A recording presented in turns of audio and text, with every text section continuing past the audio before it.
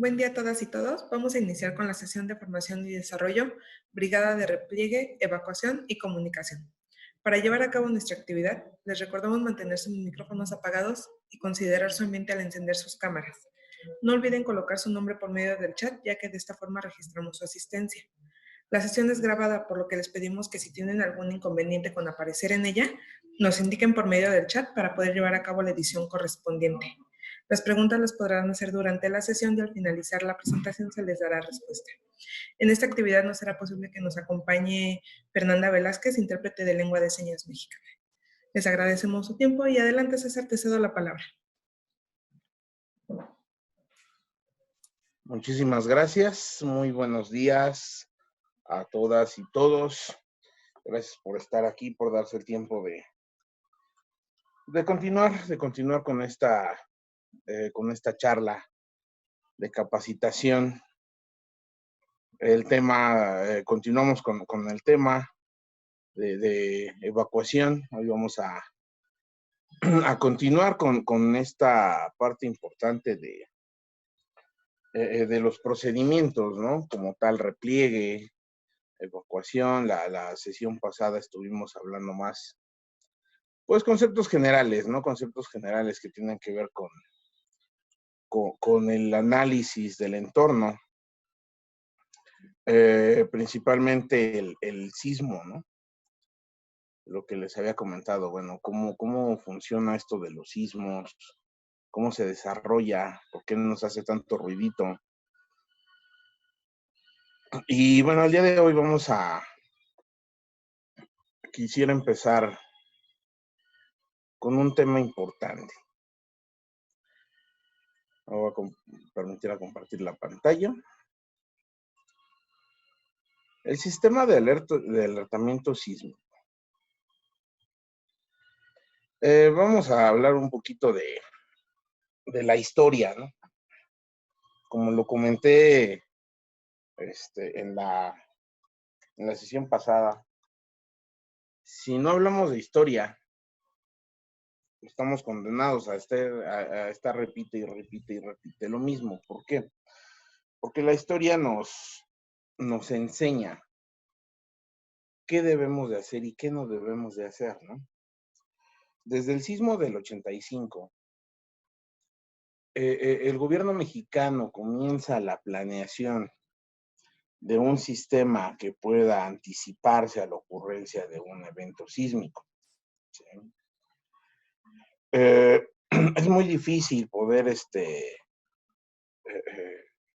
anticiparnos tanto, ¿sí?, a la ocurrencia de estos eventos, que lo único que se puede lograr es darnos segundos de ventaja, y esos segundos son valiosísimos, ¿no?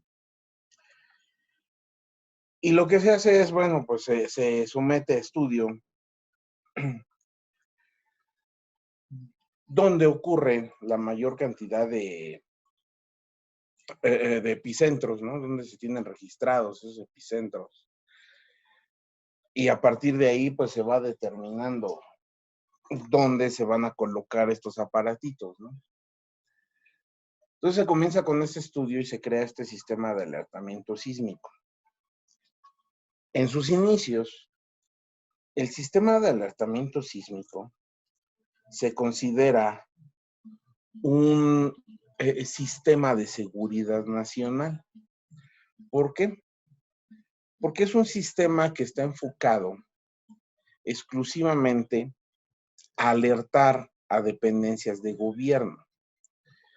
Es un poquito complicado entender esta parte porque podemos pensar que el gobierno es egoísta, ¿no? Al momento de que piensan primero en el sistema gubernamental y posteriormente en los ciudadanos.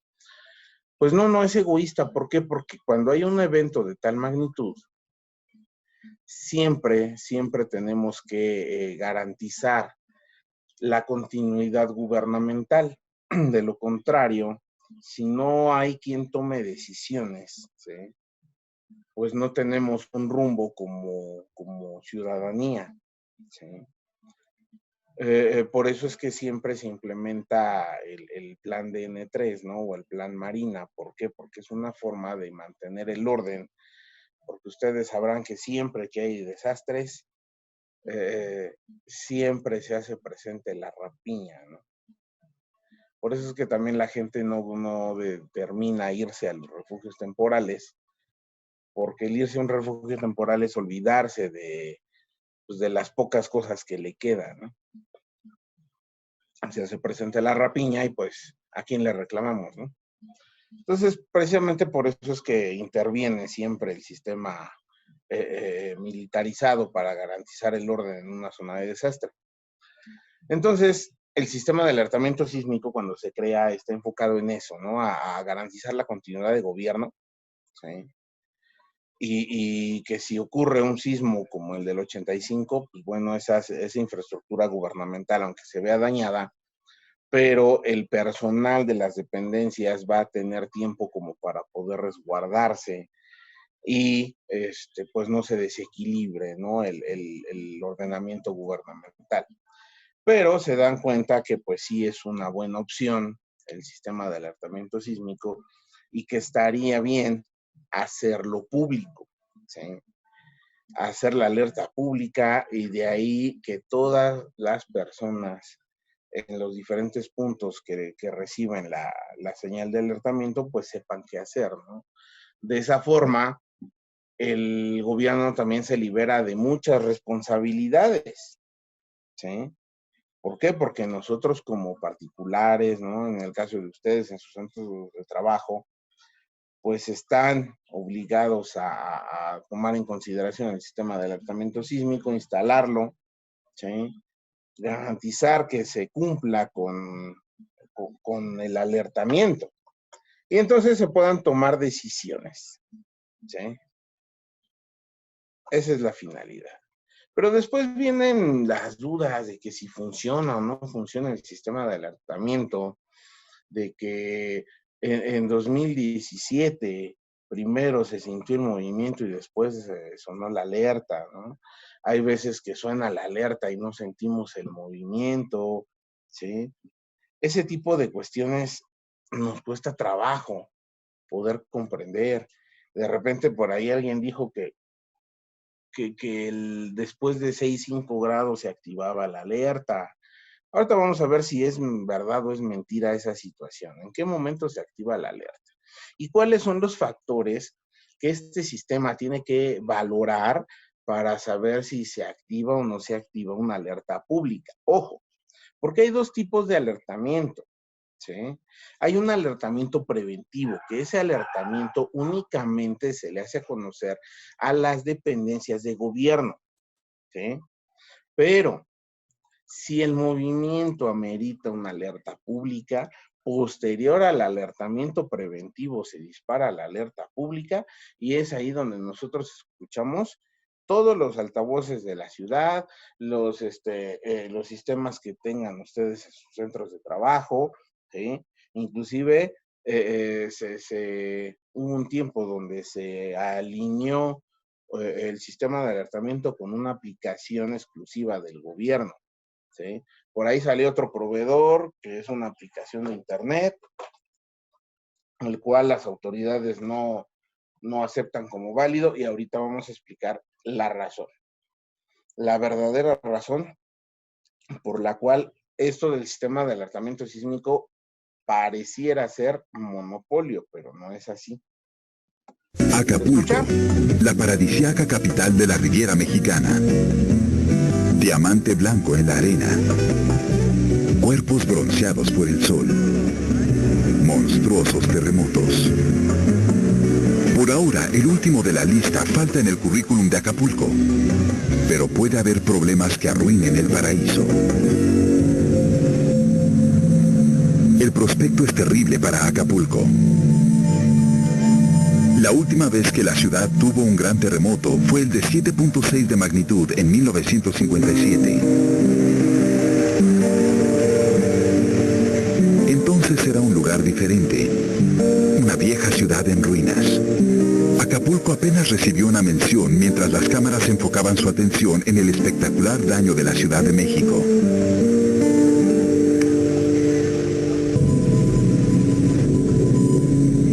aunque no puede salvarse a sí misma, Acapulco podría enviar la señal que podría salvar a muchos más. Recientemente, México ha instalado un sistema de alarma sísmica, el primero de su clase fuera de Japón. El sistema de alarma es muy simple. Un terremoto cercano a la falla de la costa, como en Acapulco, es detectado por estos instrumentos. Señales de alerta se transmiten a la Ciudad de México a la velocidad de la luz. Las ondas sísmicas se mueven mucho más lento, dando tiempo precioso para prepararse para el impacto. Cuando se recibe la alarma, el subterráneo de la Ciudad de México entra en un paro automático. Alerta sísmica. Alerta sísmica. El sistema se anticipa hasta 70 segundos en un gran terremoto inminente. Tiempo suficiente antes de que lleguen las ondas sísmicas para evacuar esta y otras escuelas. Pero el sistema de alarma es efectivo debido a la distancia que existe entre la Ciudad de México y la falla sísmica. Lugares cercanos al epicentro, como Acapulco, no tienen esa suerte y no tienen tiempo. Bien, pues general el video nos comenta pues que el sistema, ¿no?, se anticipa unos segundos, son valiosísimos, ¿no?, a que llegue la onda sísmica, ¿sí? Pero entre más cerca estemos de la zona epicentral, pues es más complicado, ¿no?, que se nos alerte. ¿Por qué? Porque tenemos menos segundos. Y eso fue el caso de lo que ocurrió en el sismo de 2017, ¿no? ¿Qué ocurrió ahí en ese sismo? En la zona epicentral no hay estos sensores sísmicos, ¿sí? Entonces, cuando la onda llegó a aquellas zonas donde están ubicados los sensores sísmicos, fue entonces que se activó. Para eso, en la Ciudad de México ya estaba el movimiento, ¿sí? Por eso fue que se activó la alerta después de que nosotros, ¿sí?, ya sentíamos el movimiento en la Ciudad de México. Y ahorita vamos a ver dónde se encuentran esos esos sensores sísmicos que van mandando la señal a través de ondas de radio, ¿sí? La onda de radio se avanza, ¿no?, a través del espacio, ¿sí? Del espacio aéreo, pues obviamente es más rápida que la onda de sísmica que va bajo tierra, ¿sí? Entonces, aquí vemos algunas imágenes de cómo va funcionando, ¿no?, este sistema. En la zona costera es donde se encuentran esas estaciones sismodetectoras, ¿no?, o sensores sísmicos o acelerógrafos, ¿sí?, que son los nombres con los que se le conocen.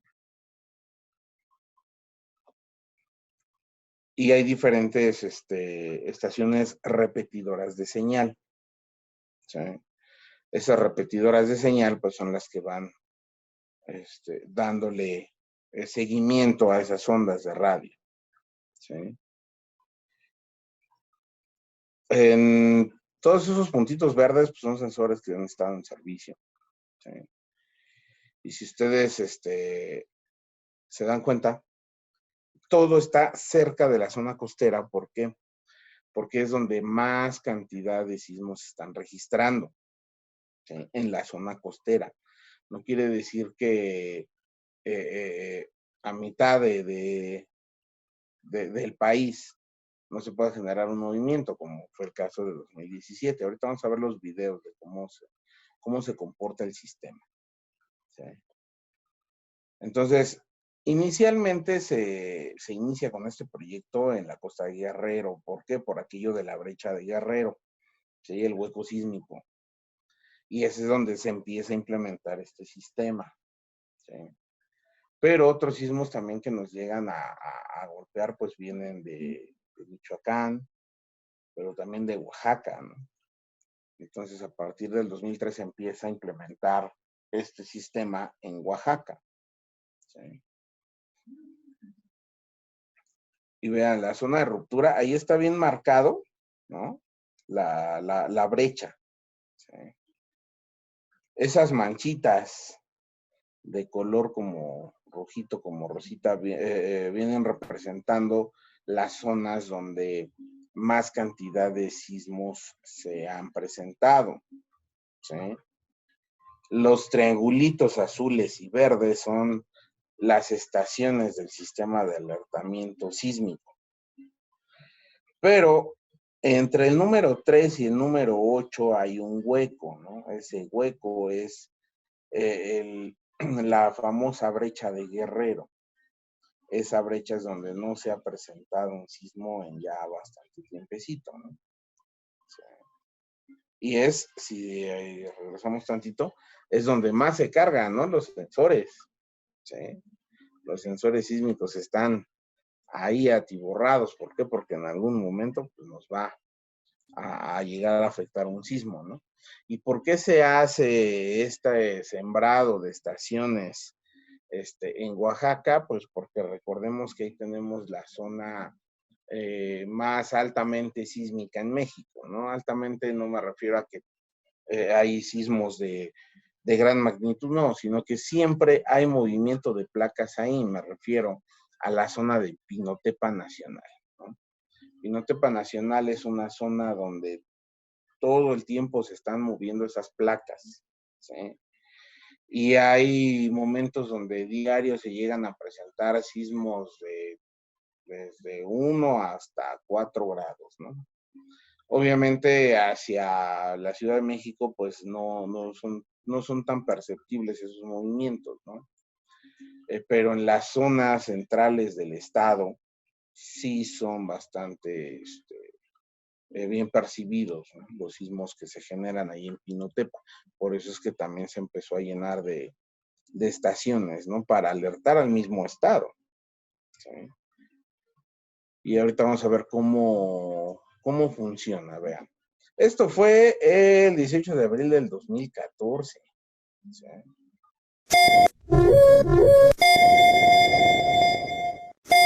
Fueron de los primeros videos que se grabaron. Vean, ahí las flechitas rojas me están indicando en qué momento se activa la alerta pública.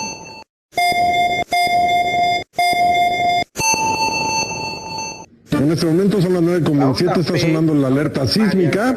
Aquí, por supuesto, en las instalaciones de Televisa Chapultepec, obviamente en varios edificios de la capital de la República Mexicana. Comenzó a las 9:27 el sonido de la alerta sísmica. Hasta este momento no se ha sentido absolutamente nada. Ya muchos de mis compañeros que están aquí en las instalaciones de Televisa están prestos a salir de las instalaciones. En este momento ya se empieza a sentir, estamos viendo aquí las lámparas, las luces que están en el estudio, está sintiéndose con fuerza, están metiendo bastante fuerte algunas de las lámparas, van varios segundos de este sismo. Ahí estamos viendo cómo se están moviendo las lámparas que están instaladas justamente arriba de las mesas de Matutino Express. Se continúa este movimiento. Es un sismo fuerte. Hay que guardar la calma. Mucha gente empieza... ahora es más fuerte. Es más fuerte. Hay que salir. Está muy fuerte, ahora sí está moviendo todo. Estamos viendo ya las imágenes de lo que está pasando en la calle. Esto es en Iztapalapa. Hay que recordar que hoy es Viernes Santo y muchísima gente está reunida en Iztapalapa. Se está saliendo. No voy a salir. Más o menos, digo, los videos están grabados al mismo tiempo para que ustedes vean cómo cómo funciona, ¿no? Se dispara una alerta preventiva, ¿sí? Que es lo que les comentaba, ¿no? Es alerta gubernamental. Posteriormente viene la alerta pública, ¿sí? El sistema trabaja a través de algoritmos. ¿Cuáles son los factores que va a evaluar el sistema? El primero, ¿sí?, es lo que manejábamos antes con la escala Richter. Ojo, la escala Richter ya es obsoleta, ¿eh? Ya en ningún lado se habla de magnitud tal en la escala de Richter, ¿no? ¿Por qué? Porque la escala Richter solamente me evalúa la cantidad de energía liberada con el movimiento, ¿sí? Pero eso no me dice nada. ¿Por qué? Porque yo tengo que tomar los siguientes factores. Sí, uno es la cantidad de energía liberada con el movimiento, ¿no? Es decir, la fuerza con la que las placas chocan, ¿sí?, y se genera esa vibración. Pero tenemos que ver la velocidad de desplazamiento de las ondas. También se tiene que valorar la profundidad del movimiento. ¿Por qué? Porque el choque entre placas me va a generar ese sismo.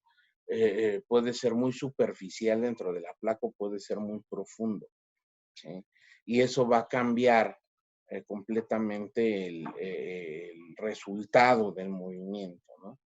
Entonces ya tenemos la magnitud, ¿no? La magnitud, velocidad, profundidad, y la otra es la distancia, ¿sí? No es lo mismo hablar de un sismo en Guerrero o hablar de un sismo en Colima. ¿Por qué? Porque el sismo en Colima, sí, Colima se va a ver afectado. Pero recuerden que el sistema de alertamiento sísmico está diseñado exclusivamente para notificar a la Ciudad de México. ¿Por qué la Ciudad de México? ¿Por qué hacer tanto énfasis en el alertamiento de la Ciudad de México? Primero, es la capital del país, ¿sí? Por ende, pues aquí están todas las instalaciones del gobierno federal. Recuerden lo que les comentaba, hay que garantizar la continuidad gubernamental, ¿sí? Y aparte, segundo, ¿no?, el subsuelo fangoso de la ciudad, ¿sí? No hay ciudad en el país que tenga el efecto, ¿no?, o la infraestructura que tiene la Ciudad de México, las características de construcción, desde el subsuelo, el tipo de infraestructura, el tipo de edificios y todo en lo que era un lago, ¿sí? En ninguna parte del país se tiene otra Ciudad de México con esas características, ¿sí? Por eso es que se hace tanto énfasis en alertar a la Ciudad de México, ¿sí? Simplemente por esa cuestión, ¿vale? Ahora, ¿otras ciudades se pueden ver beneficiadas? Sí, se pueden ver beneficiadas, ¿sí? Y a lo mejor pueden ser afectadas por el sismo, ¿sí? Pero no impacta tanto en la cuestión política, ¿sí?, económica, como lo haría afectaciones a la Ciudad de México, ¿vale? Por eso es que todo se enfoca en alertar a la ciudad. Muy bien. Aquí viene otro video. Este es el jueves 7 de septiembre, en la nochecita, ¿sí? Y aquí tenemos la alerta preventiva. Esos detectores están ahí actuando. Aquí va la onda P, ¿sí? La onda P, pues, es la primera que se libera de energía y comienza a bajar. Aparentemente no va a hacer tanto daño. Pero ya se emitió la alerta pública y es ahí donde escuchamos los altavoces, y ahí viene la onda, ¿no? Se alertaron diferentes estaciones de los diferentes estados donde se cuenta con este sistema. Y vean el tiempo, vamos 49 segundos. La Ciudad de México todavía no siente el movimiento. Recuerden que esa vez fue en la noche. Ahí apenitas, y así como que algo muy leve. Vean, la onda S siempre es la que tiene más amplitud, por eso es que es la que se siente más. De repente sentimos que se está calmando y que agarra fuerza. Pues esa es la onda S, ¿no? La onda secundaria. ¿Sí? Entonces llevamos 90 segundos y todavía no llega la onda S a la Ciudad de México. Entonces, en muchos lugares de la Ciudad de México no se sentía todavía. ¿Sí? Seguía el movimiento, ¿no? Muchas alertas habían dejado de sonar cuando de repente ya viene el movimiento. Cabe mencionar que un día antes se activó la alerta en la Ciudad de México por un error humano a las 6 de la tarde de ese día, porque este fue jueves 7 de septiembre, casi medianoche, y ahí ya llegó el sismo, empezó a mover todo en la Ciudad de México, la alerta ya había acabado, ya nos estaba escuchando el guau, ya se había detenido todo, pero el movimiento seguía. El movimiento seguía aquí en la Ciudad de México. Tuvimos que 2 minutos de alertamiento. Y mucha gente pues tardó en reaccionar. ¿Por qué? Porque también cuando inicia esto del alertamiento sísmico, a alguien se le ocurre decir, tenemos 30 segundos o hasta 60, ¿no? Híjole, pues si en esos 60 segundos no hay sismo, pues quiere decir que no tembló, ¿sí? Y si nos quedamos con la idea de que tenemos 30 segundos, pues también estamos en un error y ahorita vamos a ver por qué. Aquí está el del 19 de septiembre. Y presten mucha atención a cuando se dispara la alerta, ¿sí? Cuando llega el movimiento. Ahí, a veces es una alerta preventiva, únicamente gubernamental. Y ahí va la onda, ¿eh? La onda P y seguidita de la onda S, vean. ¿Dónde está la Ciudad de México? Ya empezamos el movimiento. Ahí se disparó la alerta pública y en la Ciudad de México ya tenemos el movimiento, ¿sí? Ya luego ven la onda S, fue la que terminó por derribar todo en la Ciudad de México. Entonces, apenas estábamos nosotros intentando evacuar, cuando ya estamos hablando de 32 segundos, que llegó la onda secundaria a la Ciudad de México. La zona epicentral estuvo muy cerca. Aquí sí quiero hacer mención, esas ondas que se ven aquí, de hecho, del lado izquierdo de la pantalla, ustedes van a encontrar los tipos de alertas, ¿no? Alerta pública, alerta preventiva, ¿sí? La alerta preventiva se dispara inmediatamente. Voy a repetir el video.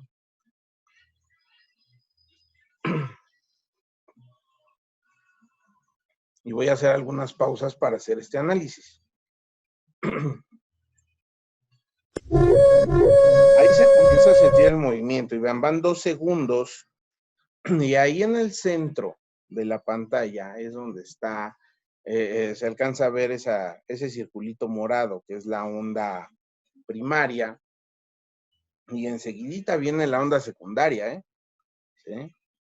Y vean a qué distancia está la zona epicentral de la Ciudad de México, ¿sí? Es muy cortito el espacio, ¿sí?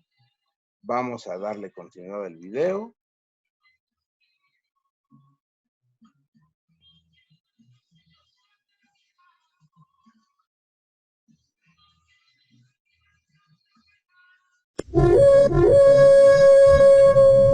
Comienza el movimiento.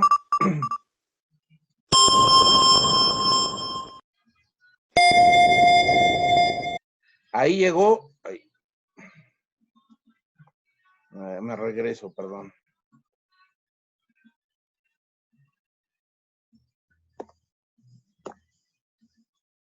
Va de nuevo.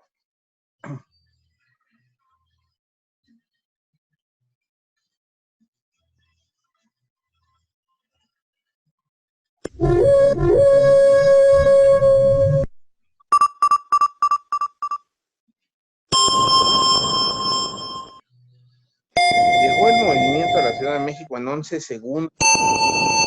Empezó a sentir. 16 segundos y ya había atravesado la Ciudad de México en la onda primaria. La onda secundaria toca la Ciudad de México en 3 segundos.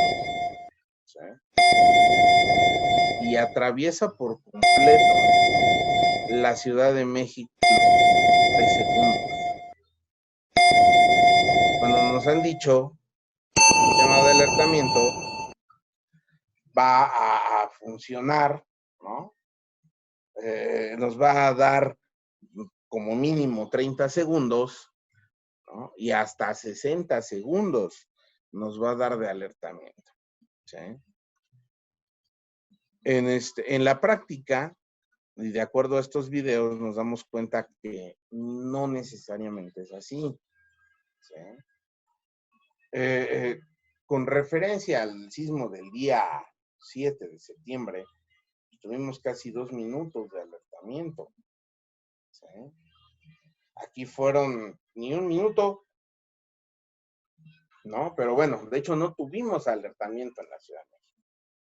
De acuerdo a la estación sismodetectora, ya estaba a la mitad del movimiento, la onda P, cuando se activa la alerta. ¿Sí?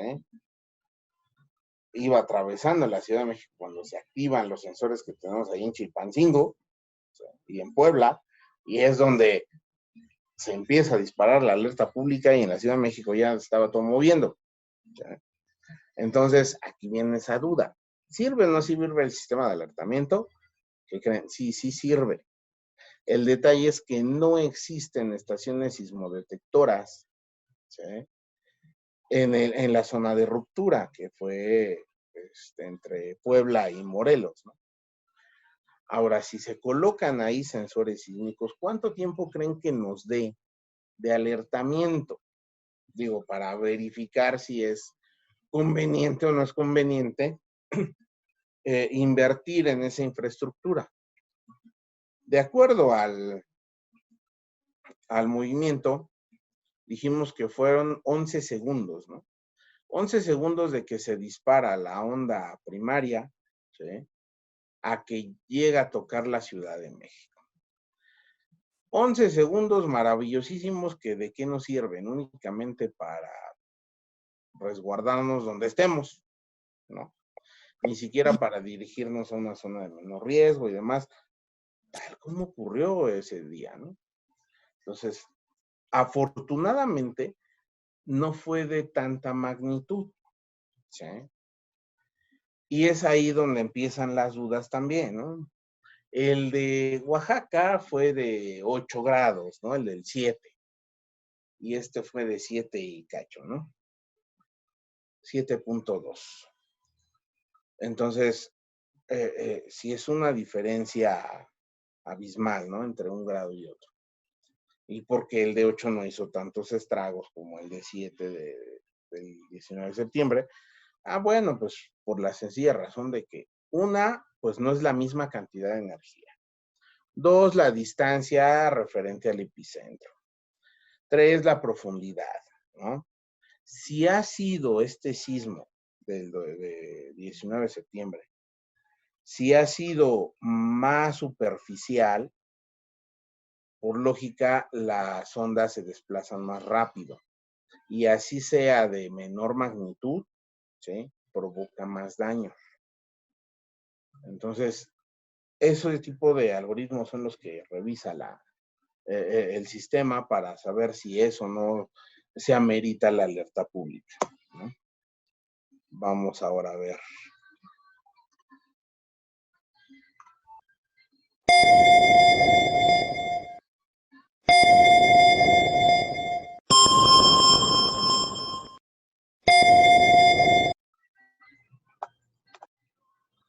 Este fue el 23 de septiembre del 2017. Fue un sábado, estábamos haciendo las tareas de rescate y se tuvieron que suspender, ¿sí? Y este fue considerado una réplica del sismo del 300. ¿Sí?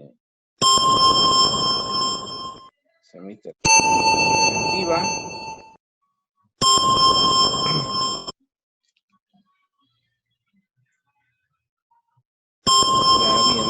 alerta pública. ¿Por qué? Porque sí amerita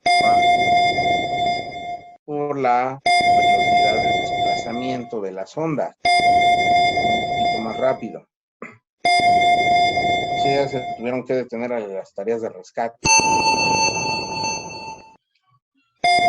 resguardarnos, ¿no? En lo que se percibía el movimiento. Se percibe muy poco en la Ciudad de México, a diferencia de otros movimientos, ¿no? La onda P es rapidísima, la onda primaria, y la onda secundaria es muy, muy lenta. Tiene mucho que ver también con la profundidad del movimiento, la velocidad en la que el terreno se va moviendo.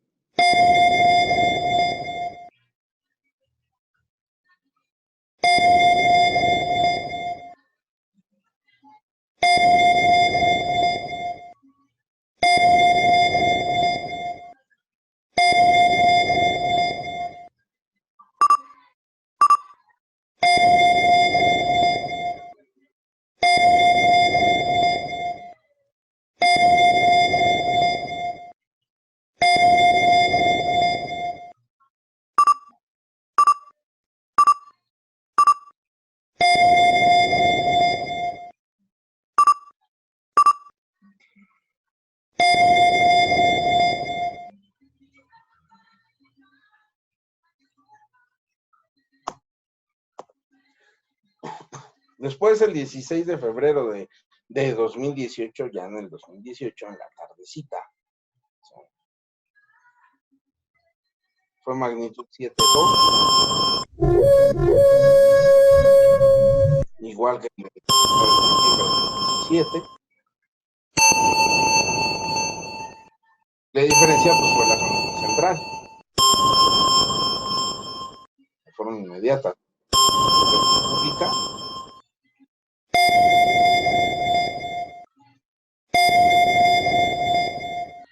Y ese sí es así.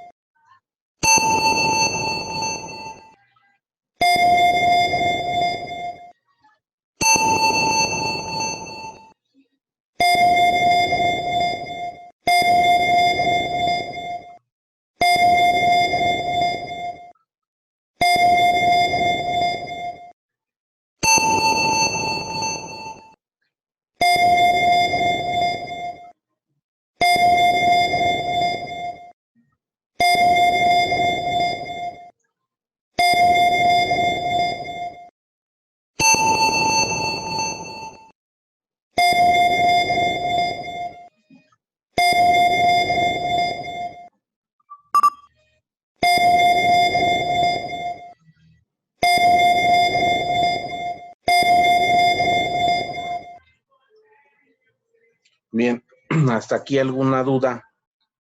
Voy a tener un poquito la presentación. ¿Alguna duda que tengan, algún comentario con esto del sistema de alertamiento sísmico? Es importante que resolvamos todas esas dudas en este momento. Bien, si no hay dudas, pues vamos a continuar.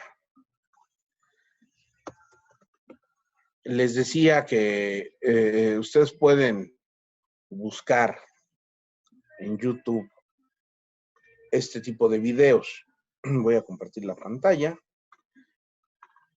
Aquí tengo abierto el canal de YouTube. Así ustedes van a encontrar la página, ¿no? El CIRES AC, Centro de Instrumentación y Regulamiento Sísmico, AC, Asociación Civil. ¿Sí?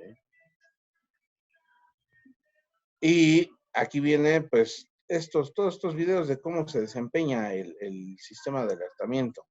¿Sí? El último que tuvimos, que fue el del 18 de marzo, en la tardecita, que se activó el sistema de alertamiento sísmico. ¿Sí? algunos otros videos de historia. ¿Sí?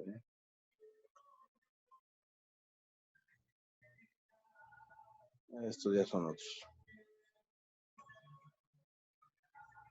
Este es el del 7 de septiembre, uno de los que acabamos de ver. Reportajes que se les han hecho a gente del CIRES. El del 7 de septiembre, que también fue el que acabamos de ver. 19 de julio. Estábamos en plena pandemia, ¿no? Cuando tembló y no sabíamos si salir o agarrar el cubrebocas, el botiquín, ¿verdad? Y después en el punto de reunión, mucha gente sin cubrebocas, otros se regresaron por sus cubrebocas. Pues bueno, aquí está el del 19 de septiembre de 2017. ¿Sí? Y así, videos bastante interesantes. Aquí también en esta página encuentran el video que el que les estoy fragmentando.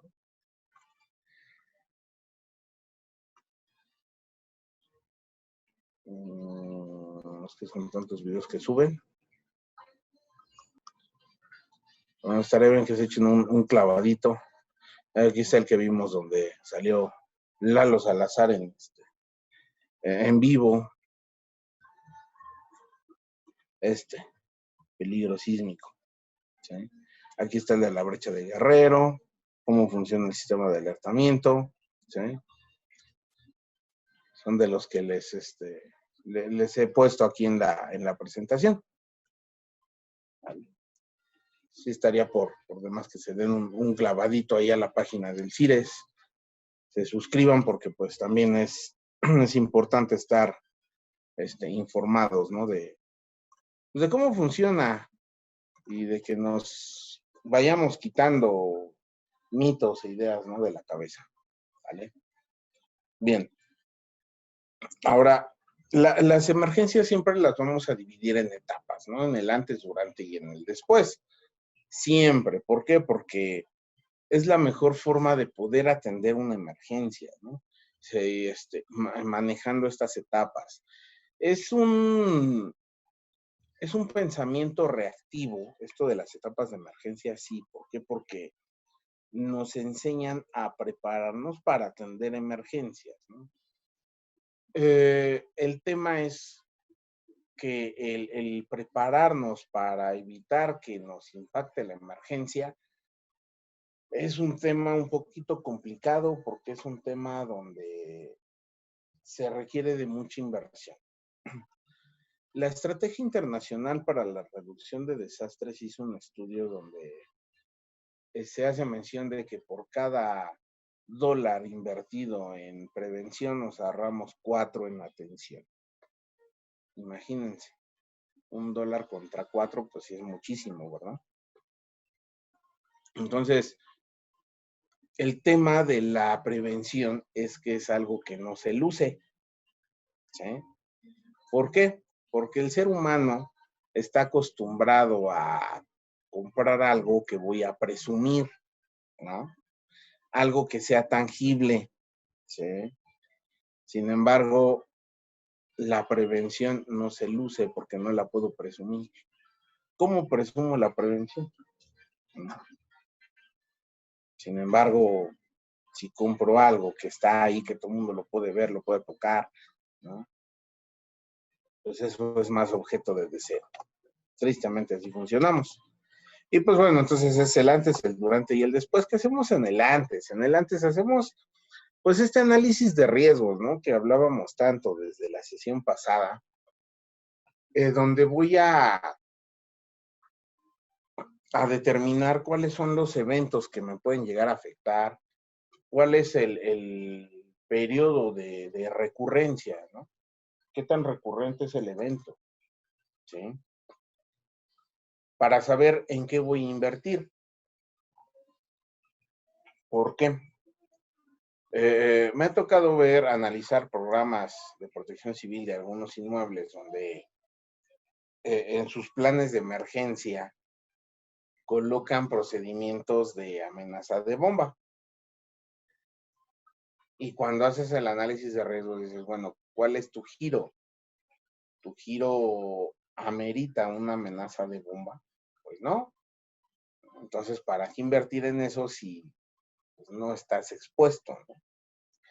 Me ha tocado ver programas internos de oficinas que se encuentran en un 10º nivel en edificios allá por Reforma, y dentro de sus planes de emergencia está el plan de emergencia por inundación. Y dices, como que no es lógico, ¿por qué vamos a meter inundación si tú de entrada por la zona geográfica el edificio no se va a inundar y tú estás en un 10º piso? ¿Cómo es posible, no, que hagas un análisis de riesgos y te impacte la inundación? Dices, pues no, ¿verdad? Pero bueno, cada quien. Entonces, precisamente para eso es este análisis de riesgos y vulnerabilidad, para saber realmente a qué me estoy enfrentando, cuáles son los eventos reales que me van a impactar, ¿sí?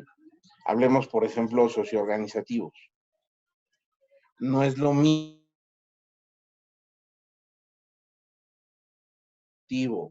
en Tláhuac, por ejemplo, en Tulyehualco, ¿sí? Un evento socioorganizativo en Tulyehualco, en Tláhuac, hablar de un evento socioorganizativo en Coapa, ¿no? ¿Qué impacta más o qué tipo de fenómeno se puede presentar? Fenómeno socioorganizativo. Ya más específico, ¿sí?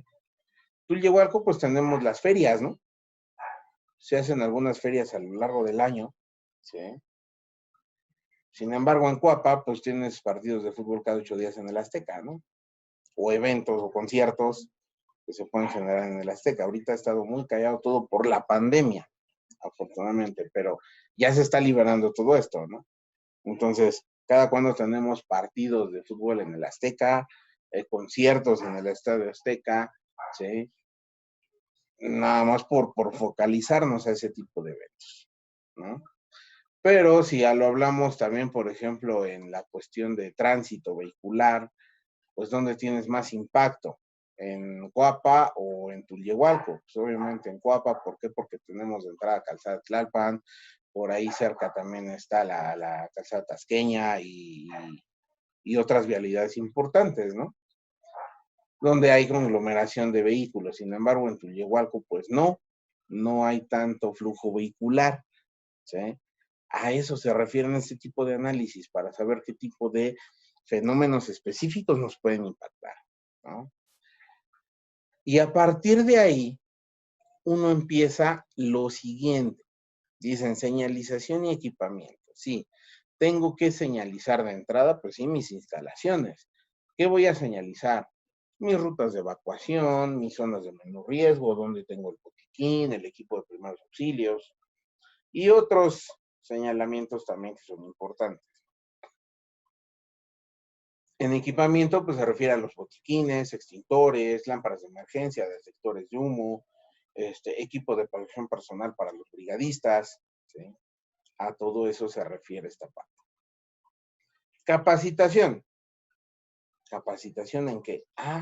Pues voy a capacitar a mi personal de acuerdo a la normativa. La normativa me dice que debo yo de tener 4 brigadas, que es la brigada de primeros auxilios, la brigada de evacuación, la brigada de prevención y combate de incendio y la brigada de comunicación, ¿no? Ok. Bueno, pues ya tengo esa capacitación designada. Los temas pueden ser muy, muy básicos, pero en el caso de evacuación y repliegue, sí tiene que ser un poquito más específico a lo que nos puede afectar, ¿eh? Yo tengo que, de entrada, pues en todos lados se tiene que ver el procedimiento de evacuación por sismo, ¿no? Procedimiento de repliegue, procedimiento de evacuación en caso de incendio. Pero sí hay lugares más específicos, por ejemplo, la zona centro, Reforma, la calle de Madero, el eje central, ¿sí? que aparte de estas capacitaciones generales que les estoy indicando, pues también debemos de capacitar al personal en cómo hacer ejercicios de repliegue ante una situación de marcha o de meeting, ¿sí? ¿Por qué? Porque llega el momento donde no pueden salir de sus centros de trabajo, hasta que se acabe la marcha. Porque si tantito se abre una puerta, pues llega el vandalismo, ¿no? Se hace presente, ¿sí?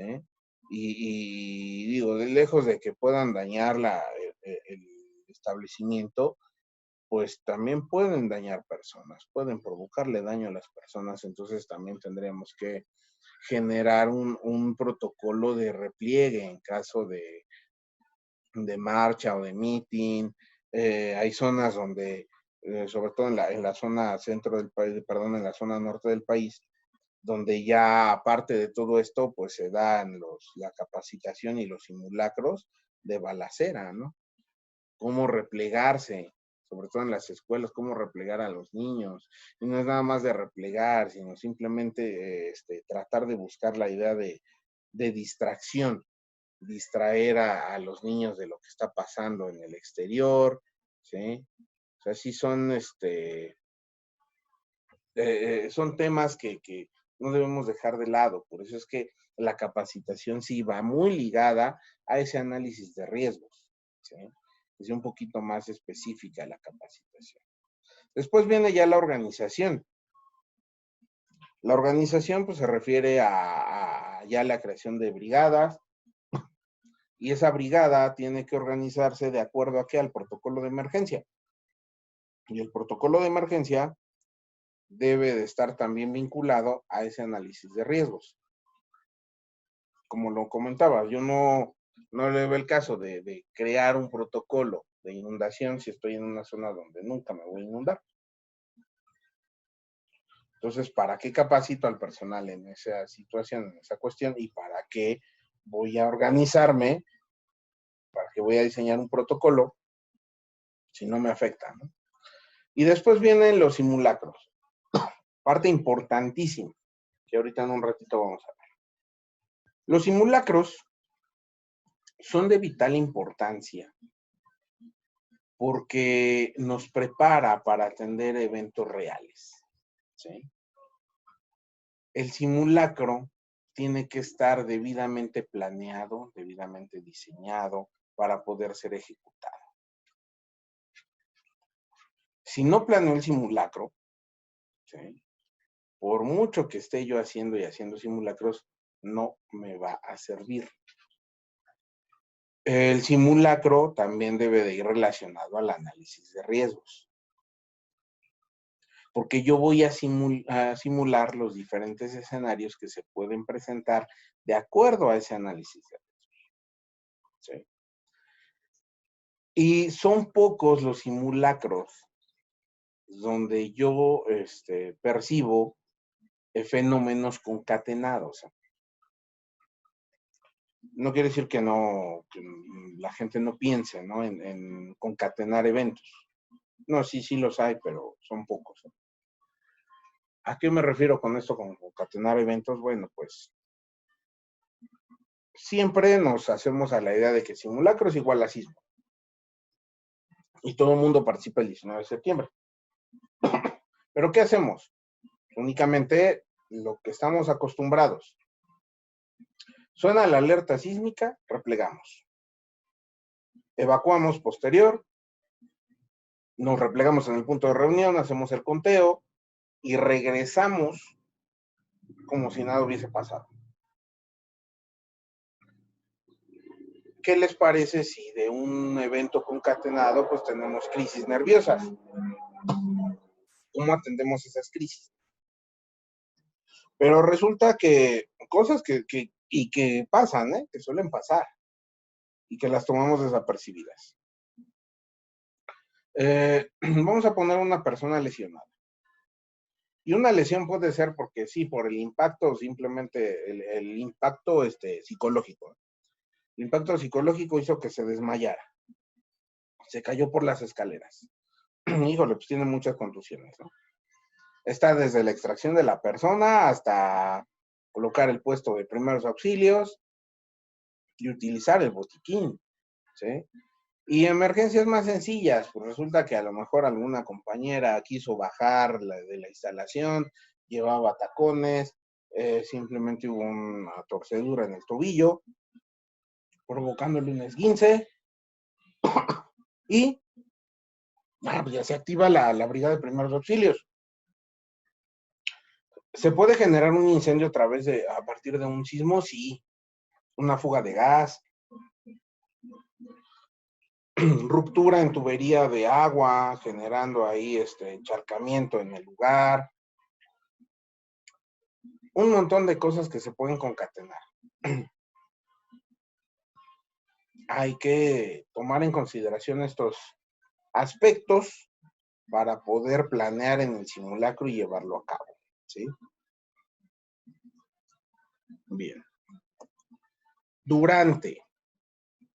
Ya tengo la emergencia encima. Bueno, ¿qué tengo que hacer? Evaluar de qué tamaño es la emergencia, tratar de mitigar el impacto, ¿sí? Y controlar la emergencia, o al menos controlar las emociones, tanto mías como del personal, ¿no? Y después, pues se trata, o la idea es volver a la normalidad, ¿no?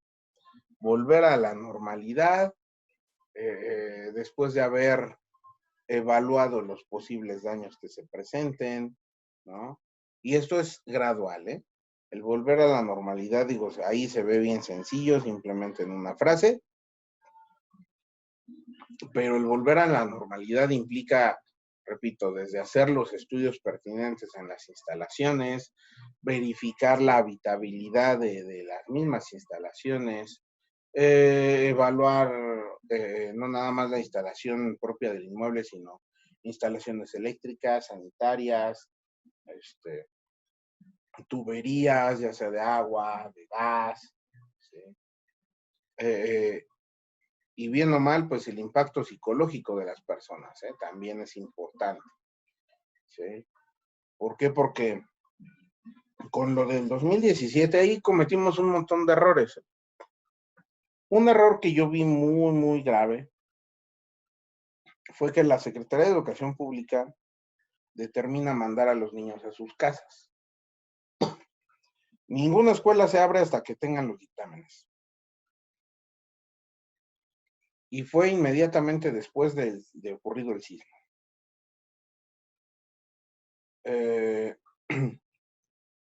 ¿A qué los mandaron a sus casas? Digo, yo entiendo que sí se requiere evaluar la infraestructura educativa. ¿Pero qué los mandan a sus casas? Y simplemente fue, se van todos a sus casas y ahí nos vemos hasta que se pueda. ¿Qué pasaba en las casas de todos esos niños? Pues el morbo nos llama. Esos niños se fueron a ver la tele a sus casas y todo lo que estaba inundado en la televisión era el Repsamen. Y de que si salía o no salía la niña, y ya saben, ¿no? Todo el rollo, eso ya, esa historia ya no la sabemos. Porque lo mismo ocurrió con un niño en el 85, ¿no? Entonces los niños que mandan a sus casas todo el tiempo estuvieron viendo, ¿no? Y que si salía la niña y que no sale y que ya la encontraron y que esto y que el otro. Y medios de comunicación estaban ahí clavados y toda la opinión pública también estaba ahí metida todo el tiempo, ¿no? Haciendo una novela de la tragedia. Nosotros como adultos pues lo resolvemos de otra forma, ¿no? ¿Por qué? Porque ya después cuando se entera uno que es una farsa, pues no le queda a uno más que, pues, sí, andar echando pestes por todos lados, enojarnos y demás. Y se nos olvida, pero a los niños no. Cuando por fin los niños regresan a la escuela, muchos niños no querían ir a la escuela, ¿eh? ¿Sí? Y ya físicamente en la escuela, a los niños les daba mucho miedo estar en el salón de clases. Hubo muchos casos de niños que todos que querían sentar junto a la puerta, por si volvía a temblar, luego salían corriendo, ¿no? ¿Por qué? Porque todo el tiempo que estuvieron en casa estuvieron de ociosos, observando la noticia, lo crudo de la noticia. Los niños se identificaron con esos niños que perdieron la vida ahí en el Repsamen, porque era en su escuela. Entonces yo voy a ir a mi escuela, ¿no? Estrés postraumático le llaman. Entonces ese tipo de situación también hay que tomarla en consideración para volver a la normalidad. Y eso se ve en el después. Darle seguimiento a esos casos especiales, de decir, oye, pues sí, te da miedo, ¿no? El sismo, pero tienes que ir a la escuela, ¿no? ¿Sí? Y en México no hay un protocolo de desactivación emocional, ¿sí? Para, pues, desde niños hasta adultos. Entonces también habrá que evaluar esa situación. Y yo siempre tengo un montón de ideas en la cabeza. Se hacen brigadas, la autoridad nos apoya si queremos hacer grupos voluntarios, ¿no? Pero pues siempre cuando hablamos de grupos voluntarios, pues nos acordamos, hay por ahí un grupo muy famoso, que son los Topos. No voy a hablar mucho de ese tema, pero ese tipo de grupos siempre salen a la luz, ¿no? Grupos de rescate, ¿no? Grupos de bomberos, grupos de paramédicos, siempre toda la parte reactiva, ¿no?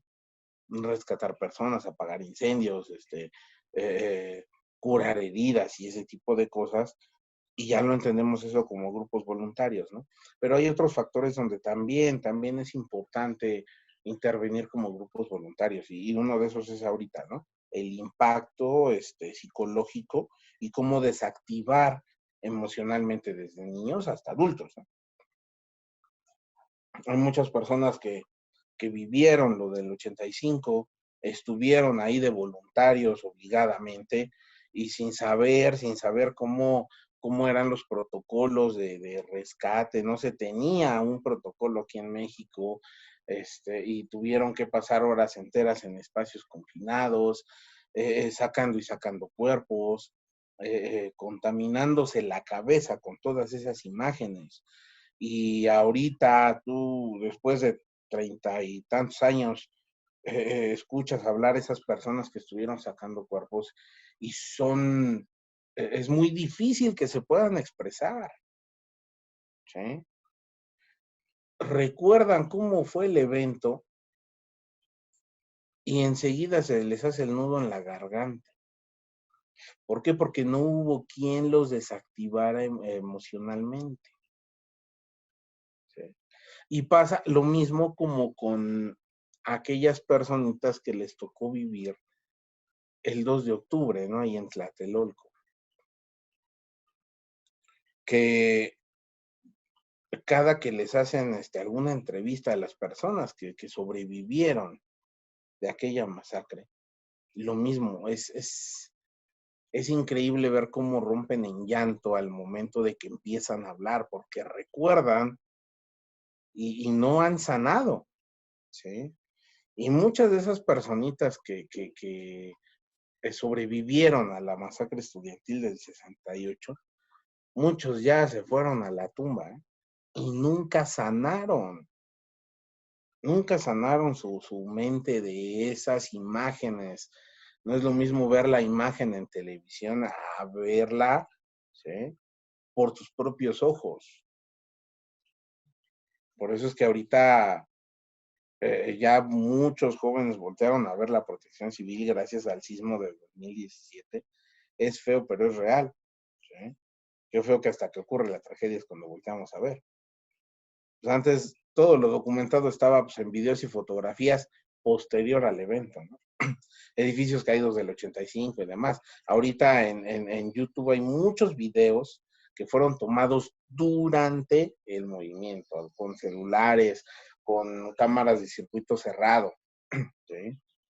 Ya tenemos esta parte documental de lo que ocurre durante el evento, ¿sí?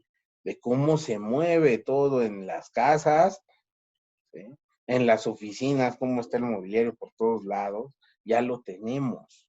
gracias a la tecnología y gracias a que tuvimos un nuevo evento, ¿no? Entonces eso cambia mucho la perspectiva. Pero aún así, ¿qué pasa con esta parte de la desactivación emocional? Entonces, por ahí faltaría, ¿no? Nos hace falta grupos voluntarios que se dediquen a esto, ¿no? ¿Sí? Y digo, ahí está la idea, por si alguien dice, yo a través de mi institución podemos hacerlo, pues adelante y se les brinda el apoyo, lo que ustedes quieran, canalizándolos con autoridades y demás, créanme, con toda confianza, yo estoy así para ayudarlos, ¿no? Igual como lo he comentado en sesiones, en otros cursos, ¿por qué no crear una brigada, ¿sí? Que donde todos sean intérpretes, ¿no? De lenguaje de señas mexicano. ¿Sí? ¿Por qué? Porque este sector está un poquito vulnerado, ¿no? Tuvimos la oportunidad de dar un curso para una dependencia de gobierno, donde fueron como 4 personas con esta discapacidad. Llevaban su intérprete, pero sí es complicado porque la información no llega clara, no es precisa, ¿sí? Entonces, ¿por qué no formar instructores en materia de protección civil? Formar instructores que dominen el lenguaje de señas para que el curso sea dirigido específicamente para este grupo de personas, ¿sí? Que no tengan que, no tengan la necesidad de estar viendo al instructor y estar viendo al intérprete, porque el instructor es el intérprete, ¿sí? Y ahí ya somos más específicos, ¿no? Realmente ahí estamos hablando de inclusión. Ahí sí se está hablando de inclusión. Pero si yo hablo de inclusión porque tengo un intérprete aparte, sí estoy siendo inclusivo, pero todavía se puede más, ¿sí? Y hay que dar ese gran paso, ¿no? Entonces, ahí también está otra idea, por si alguien la quiere aplicar, adelante, ¿no? Y créanme, si se les puede apoyar con todo gusto, para eso también son este tipo de ejercicios, ¿no? Y así como podemos hablar de un montón de cosas que podemos hacer durante las etapas de la emergencia, ¿no? El antes, el durante y el después. ¿Por qué? Porque en el antes también uno de los puntos importantes es identificar las personas con discapacidad que tengo en mi centro de trabajo, ¿sí? Identificar si los accesos son correctos, ¿no? ¿Sí? ¿Por qué? Porque cuando empiezan a hablar de acceso, accesibilidad para las personas con discapacidad, inmediatamente todo el mundo pensó en rampas, y rampas por todos lados. ¿Sí? Pero, ¿son correctas las rampas? ¿Sí? Pues depende de la discapacidad, ¿no? Hay que contemplar todas, ¿no? Las discapacidades que podemos encontrar, ¿no? ¿Por qué? Porque a lo mejor es una persona que sí está sujeta a una silla de ruedas, a una andadera, pues sí, la rampa nos sirve y nos sirve maravillosamente. Pero una persona con discapacidad visual puede hacer uso de la rampa, ¿será conveniente? Ahí yo creo que lo ponemos más en riesgo, ¿no? Y luego también esas dichosas rampas, bueno, ¿cuál es el grado de inclinación que va a tener? ¿Sí? Me tocó revisar una instalación de gobierno, donde la dichosa rampa, nada más fue por cumplir, estaba casi a 45 grados de inclinación, ¿eh? Estaba como a 42 grados de inclinación esa rampa, imagínense. Dices, ¿realmente eso te garantiza el acceso de las personas? Es lógico, por cumplir nada más, porque ves que si mira, ahí está la rampa, pues sí, pero a ver, el sentido común permite que una persona suba, baje por esa rampa. No todas las personas, ¿sí?, pueden ser asistidas. Entonces, digo, sí se me hace una falta de respeto ese tipo de actitudes. quiere ser inclusivo, pero si no tienes el conocimiento no puede ser inclusivo. Bien. Voy a detener un poquito la presentación. Hacen aquí un comentario. Trabajo en una obra para adultos mayores. ¿Qué sugerencias me da en momentos de sismo con los adultos mayores que es recomendable evacuar o replegar? Ok, siempre va a ser recomendable replegar. Para esto, pues hay que hacer un análisis de riesgos de las instalaciones, porque hay que verificar dónde es correcto hacer el repliegue. No podemos evacuar por la marcha, que va a ser muy lenta. Y es preferible, si en el lugar donde están, por ejemplo, si es residencia, si en la habitación donde están no hay una zona de repliegue, bueno, pues es preferible sí sacarlos de esa habitación y dirigirlos a la zona de menor riesgo, pero que sea lo más corto posible, porque corremos el riesgo de que lleguemos a la escalera y cuando llegamos a la escalera y está el movimiento, la escalera es el lugar más susceptible a colapsar durante el sismo, ¿sí? Por la misma construcción que tiene la escalera, sobre todo si son escaleras de servicio. Si cuento con una salida de emergencia, si cuento con escalera de emergencia o una rampa de emergencia, que son las que están exteriores al inmueble, con una estructura independiente de la que está construido el inmueble, entonces sí cumple con la norma y puede ser utilizada, ¿sí? Pero recuerden, si son adultos mayores, la marcha es muy lenta.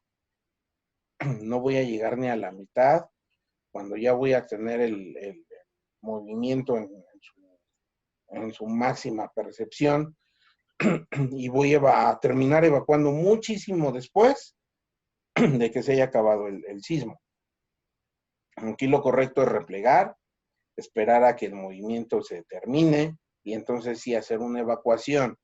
La evacuación es una evacuación preventiva porque, recuerden, depende también la magnitud del movimiento. Recuerden que la mayoría de los edificios que colapsaron con el sismo de 2017, ¿sí?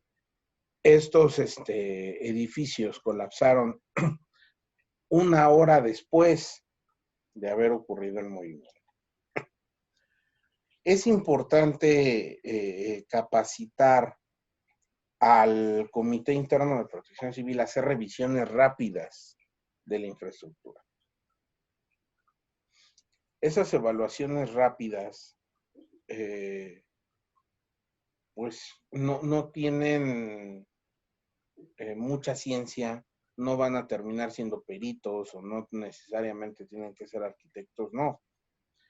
Pero sí hay puntos importantes a evaluar, ¿sí? Que únicamente a simple vista se ve si puede presentar o no daño. Pero si tenemos dudas, pues no hay que garantizar que se puede habitar, ¿no? Si hay alguna duda de la seguridad estructural del inmueble, pues mejor solicitar la asistencia de un perito, ¿sí? Entonces, se habla mucho también ahorita con estos cambios de normas y demás de la continuidad de operaciones. Para todos aquellos que tienen residencias, es muy difícil y se tiene que hacer vinculación con otras instituciones, ¿eh? ¿Por qué? Porque se puede dar el caso de que quede dañado un inmueble y pueda ser considerado como no habitable. ¿Qué van a hacer con todas esas personas, ¿no?, que son residentes de esa institución? Si tengo otra instalación, bueno, pues aunque sea nos hacemos politas y momentáneamente ahí les damos el servicio. Pero si no, ¿cómo voy a garantizar la continuidad operacional? ¿Sí? Entonces tendría yo que hacer vínculos con otras instituciones para repartir a las personas residentes en lo que se hacen los trabajos de reforzamiento, ¿no? En instalación. Digo, eso hay que tomarlo en consideración, ¿no? Para garantizar la continuidad operacional. ¿Vale? Me hacen otro comentario. Hola, en la fundación albergamos a personas con sillas de ruedas. ¿Qué hacer en caso de sismo? Nos resulta sumamente difícil evacuar. No evacúas. No evacúas. En este caso sí hay que hacer el repliegue. Es muy importante para todos aquellos que tienen residentes. Lo mismo que les comenté a varias instituciones que son hospitales. Hay que hacer un trabajo exhaustivo de este tipo de información. Por ejemplo, en los hospitales, yo lo que les hago mención es, hay está el área de trabajo social, ¿no? Hay mucha gente que llega a los hospitales, está en la sala de espera, y de repente llega el área de trabajo social a darnos pláticas de salud reproductiva, por ejemplo, ¿no? Sistemas de vacunación, sobre todo para bebés, ¿no? Y este tipo de información es muy importante. Bueno, pues se puede instruir al área de trabajo social para que también nos ayuden a dar esas pláticas, ¿no? En las diferentes salas de espera del hospital, pues pláticas de qué hacer en caso de sismos, de qué hacer en caso de incendios, sobre todo pues enfocado en este caso a los pacientes o a los familiares de los pacientes que llegan ahí.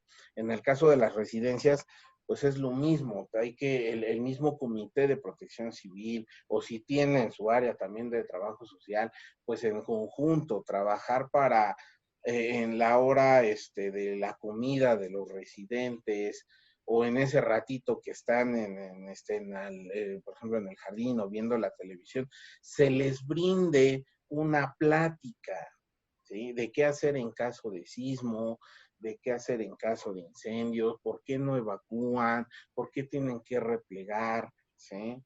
Y obviamente, digo, el trabajo en conjunto con el área de trabajo social, porque en trabajo social aprendemos a hacer pues periódicos murales, ¿no? Franelógrafos y cosas así, muy didácticos, ¿no? Dirigidos para niños, dirigidos para personas con discapacidad, dirigidos para adultos mayores, ¿no?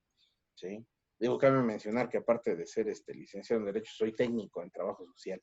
Y esa parte pues, sí nos sirve mucho, ¿sí? Nos sirve mucho para poder concientizar a las personas, ¿sí? Y que los residentes también sepan que es su propia responsabilidad cuidar de ellos mismos, ¿no? ¿Sí? Ok, ¿qué es y cómo se hace un repliegue? Ahorita vamos a ver en qué consiste el repliegue. Nada más les voy a pedir que me regalen 2 minutitos porque ya se me está secando mucho la garganta y de estar con la charla. Y ahorita continuamos. Solo 2 minutos, por favor. Mientras, si van teniendo algunas dudas, váyanlas aquí anotando en el chat, por favor. Bien, pues ya estoy aquí de regreso. Entonces nos vamos a ir ahorita al procedimiento, tanto de repliegue como de evacuación. Jimena levantó la mano, si gustas tomar la palabra. Bien, repito, levantaron la mano, si gustan tomar la palabra. No, me parece que no. Bueno, vamos a continuar. Me dice que fue un error. Perfecto. Gracias. Bien, pues repliegue es el acto de mantenerse o dirigirse a un lugar de menor riesgo en el interior de un inmueble cuando se ponga en peligro nuestra seguridad. Yo debo de determinar cuáles son las zonas de menor riesgo.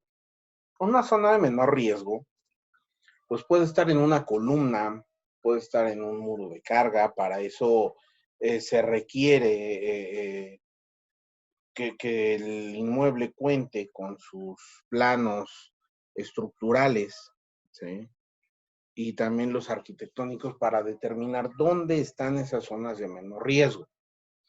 Eso, pues obviamente los tiene que interpretar la persona que elabore el programa de protección civil. Igual es complicado en muchos casos por la distribución de los espacios, por la misma arquitectura del lugar es muy complicado determinar cuáles son las zonas de menor riesgo.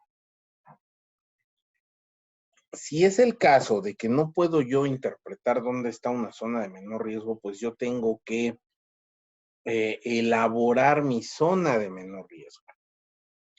Aquí tenemos dos imágenes. Vamos a ver la imagen del lado derecho. Están las personas de pie, dándole la espalda a todo aquello que pueda llegar a caer, ¿no? Se están cubriendo la cabeza y están pegando los codos a la pared. Esa es una posición como para replegarnos, sí nos sirve. Sí nos sirve, sobre todo porque es un espacio que está muy abierto, ¿no? Es un aula de capacitación, está muy abierto y no hay nada que me impida que yo pueda dirigirme a la pared. Pero imagínense si es una sola pared, la considerada una zona de menor riesgo y somos, no sé, unas 30 personas, pues nosotros vamos a caber ahí, ¿verdad? O el espacio es muy reducido, las pocas paredes que se pueden considerar muros de carga están ocupadas con mobiliario, ¿sí? Como es el caso de la imagen que tenemos de nuestro lado izquierdo, donde todos están agachados en el piso, ¿sí? Hay mucho mobiliario, están ahí unas sillas, está el anaquel que está ahí al fondo. ¿Qué debo de hacer? No me puedo dirigir a otra zona porque estoy ahí, en ese lugar, o simplemente el movimiento ya nos atrapó y no me pude dirigir a la zona de menor riesgo. Yo hago la zona de menor riesgo con lo que tengo a mi alrededor. Por eso es importante. Todo el mobiliario que está pegado a la pared, como libreros, en este caso el rack está ahí con documentos, ¿sí? Todo eso debe de ir anclado a la misma pared, ¿sí? ¿Anclado para qué? Para que evitemos que todo eso se nos caiga encima, ¿sí? Es preferible que se caiga todo lo que está encima del mueble a que se nos caiga el mueble entero, ¿no? ¿Sí? Entonces sí, no quiere decir que no, a lo mejor las carpetas que tienen ahí con documentación se van a caer y demás, pero el mueble como tal está anclado a la pared, ¿sí? Yo con el mobiliario tengo que generar un espacio confinado, un espacio donde nada más esté yo, tal vez otras personas. En caso de algún colapso, ¿sí? El caso de algún colapso, va a caer todo eso que ven ahí, se va a compactar al momento de que llegue a caer, por ejemplo, la losa. La losa va a impedir su caída libre, todo el mobiliario que esté anclado, ¿sí? Las sillas son las primeras que van a resistir el impacto de lo que puede llegar a caer, que puede ser una losa, puede ser el plafón, ¿no? El plafón falso, ¿sí? Y ya al último va a caer encima de mi cuerpo, ¿no? Entonces yo ahí estoy generando este espacio vital aislado, ¿no? Un espacio sí es confinado, pero pues yo tengo más probabilidad de sobrevivencia. La única recomendación para este tipo de posición es que tiene que ser a un lado de los muebles, no por debajo, ¿sí? Yo no puedo irme abajo del escritorio, yo no puedo irme abajo de una mesa o abajo de la cama. ¿Por qué? Todo ese mobiliario se va a aplastar, ¿sí? Si yo estoy abajo de la mesa, ténganlo por seguro que la mesa misma me va a aplastar a mí, ¿sí?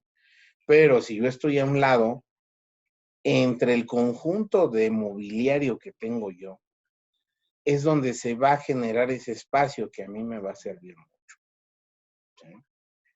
Entonces, estas dos posiciones son en las que yo me puedo colocar. Ahora, puedo estar en la pared y puedo estar replegado, así como están los compañeros de la foto izquierda, sí lo puedo hacer, ¿sí? Tengo que buscar el camino más corto a la zona de menor riesgo, ¿sí? Toda zona de menor riesgo debe estar señalizada, pero resulta que a lo mejor es una zona de menor riesgo, yo lo determino así, porque yo veo que es un muro de carga, pero no tiene señalamiento. Pues cuando se hizo el estudio, pues puede que se determina que no va a haber zona de menor riesgo. ¿Por qué? Porque a lo mejor sí es un muro de carga, pero resulta que hay inclinación en el edificio, en una inclinación pues normal por el tipo de suelo, ¿no? Pues mejor, ¿sabes qué? Pues ahí será una columna, es un muro de carga, pero no se puede considerar una zona de menor riesgo. ¿Por qué? Porque hay una cierta inclinación del edificio hacia allá, ¿sí? Y vean cómo les digo, está a un lado de la pared ahí y sí se puede en esa posición. ¿Por qué? Porque aparte es una posición que nos va a garantizar equilibrio. Sobre todo, por ejemplo, en los edificios que son muy altos, llega el momento donde no puede uno estar de pie, ¿sí? ¿Por qué? Porque el movimiento es tanto que nos obliga a sentarnos. Entonces puedo estar sentado, puedo estar en esta posición. Si siento que las cosas se me van a empezar a caer encima, pues ahí estoy cubriendo de entrada mis órganos vitales, ¿no? ¿Sí? Estoy cubriendo pues desde el corazón, estoy cubriendo todo el estómago, ¿no? Entonces, estoy cubriendo la cabeza, ¿sí? Así si algo se me cae, pues yo sé que no me va a afectar directamente, ¿no? Entonces estoy agachado, pegado a la pared, ¿sí? Es una posición que me da equilibrio. Ya cuando termine el movimiento, ya podré incorporarme otra vez, ¿no? Estos son los colapsos que podemos llegar a encontrar de acuerdo al tipo de construcción. Lo que nos ha marcado la experiencia, ¿no? Y que de ahí surge la famosa teoría del triángulo de vida. Aquí nos referimos al colapso inclinado y colapso en forma en B, ¿sí? Ese tipo de colapsos en México no los vamos a encontrar por el tipo de estructuras que tenemos nosotros. Es muy bonito pensar en que se va a formar el triángulo de vida, pero créanme, no es así. Sobre todo el forma en B, ahí nos marca que la losa se está partiendo por la parte media, formando, ¿no?, esta letra V. Pero recordemos que en México la mayoría de las losas están hechas con concreto armado, es decir, hay varilla y el cemento, ¿no?, que está colado. Lo cual, pues, no me garantiza que se parta. Nunca se va a partir una losa, sobre todo en casa habitación en México, ¿sí? Pero la mayoría de los colapsos que nosotros encontramos son voladizos y apilados, donde sí hay ahí algunos huequitos que se alcanzan a percibir, pero no son triángulos como tal. Simplemente son unos espacios. Nosotros le denominamos espacio vital aislado, ¿no? Es un espacio vital aislado. ¿Por qué? Espacio que me va a garantizar mi sobrevida y está aislado, ¿sí? Aislado de todo lo demás que se ha colapsado. Entonces, en este tipo de colapsos, si ustedes analizan, todo lo que podemos denominar ya como cascajo, pues es mobiliario que está dentro de ese inmueble. Y todo ese mobiliario me va a ayudar a formar esos espacios vitales, ¿sí? Y a yo poder estar ahí resguardado. Por eso es que es importante a un lado de los muebles, no por debajo, ¿eh? A un lado. Y pues bueno, ya posterior a esto ya viene la evacuación. La evacuación dice aquí que es la salida de un inmueble o una instalación al punto de reunión como medida precautoria, en forma ordenada, segura y eficaz, para resguardar de manera temporal a la población cuando se ponga en peligro su seguridad, ¿sí? Tengo que ocupar las salidas de emergencia. Si estoy en un piso 22, ejemplo, pues tengo que bajar 22 pisos por la escalera.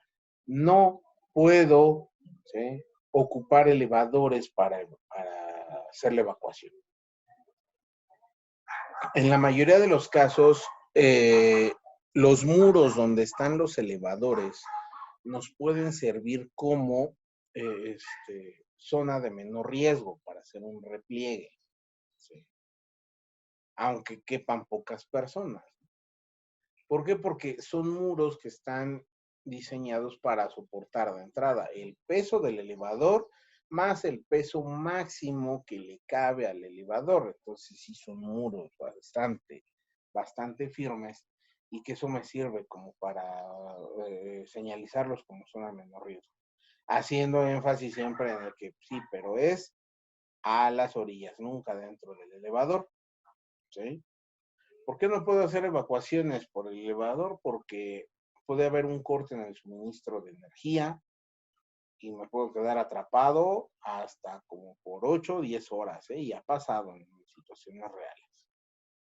Entonces, por eso es que por seguridad propia, pues no puedo hacer evacuaciones, ¿no? Nunca puedo utilizar el elevador en caso de sismo, en caso de incendio. Y ahí sí es recomendable colocar el señalamiento, ¿no? En donde tengamos los elevadores, el señalamiento de no utilizar en caso de emergencia, ¿sí? Nos indican como recomendación en caso de incendios, destinar un carril para hacer la evacuación, ¿sí? Siempre se recomienda que sea del lado derecho. Del lado derecho yo evacúo. ¿Por qué?